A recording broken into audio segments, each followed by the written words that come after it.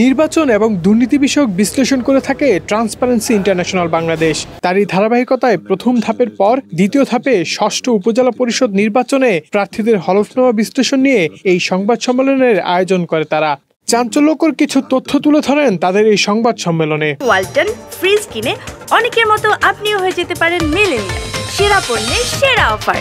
সংস্থাটি জানায় 2019 সালের তুলনায় এবার উপজেলা চেয়ারম্যান প্রার্থীদের আয় বেড়েছে 140%, সম্পদ বেড়েছে 231%। আগের তুলনায় 3 গুণ হয়েছে কোটিপতি প্রার্থীদের সংখ্যা।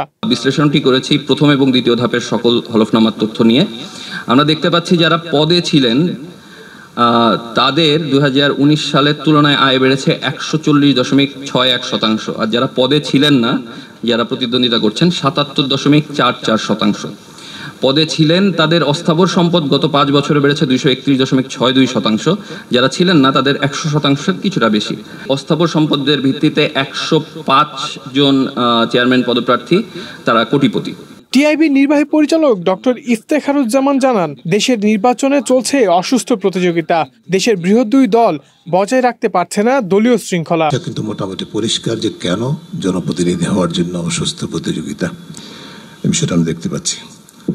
আর সার্বিকভাবে যেটা বলা যায়, ক্ষমতা এবং আয় ও সম্পদের বিকাশকে কেন্দ্র করে নির্বাচনী ধারা যেটা আছে সেটি প্রকটতর হচ্ছে।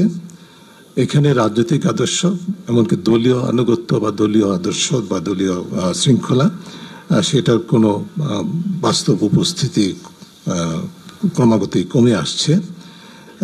এবং সেটি নির্বাচনের ক্ষেত্রে যেমন নেই তেমনি নেই দলীয় কার্যক্রমেও, যে আনুগত্য এবং জনস্বার্থের প্রতিনিধিত্বের বিষয়টি। সেখানে মানে জিততে হবে, ক্ষমতায় যেতে হবে, ক্ষমতায় গেলে আমরা সম্পদ এবং আয় বৃদ্ধির সুযোগ পাবো, সেটি হচ্ছে যে মূল বিষয়। এদিকে আওয়ামী লীগ এমপি মন্ত্রীদের স্বজনদের অংশগ্রহণের কড়াকড়ি আরোপ করলেও দ্বিতীয় ধাপের লড়াইয়ে চেয়ারম্যান পদে মন্ত্রী এমপিদের স্বজন রয়েছেন 17 জন। তাছাড়া রাজনৈতিক নেতার তুলনায় ব্যবসায়ীদের সংখ্যা বেশি বলেও জানান ট্রান্সপারেন্সি ইন্টারন্যাশনাল বাংলাদেশ।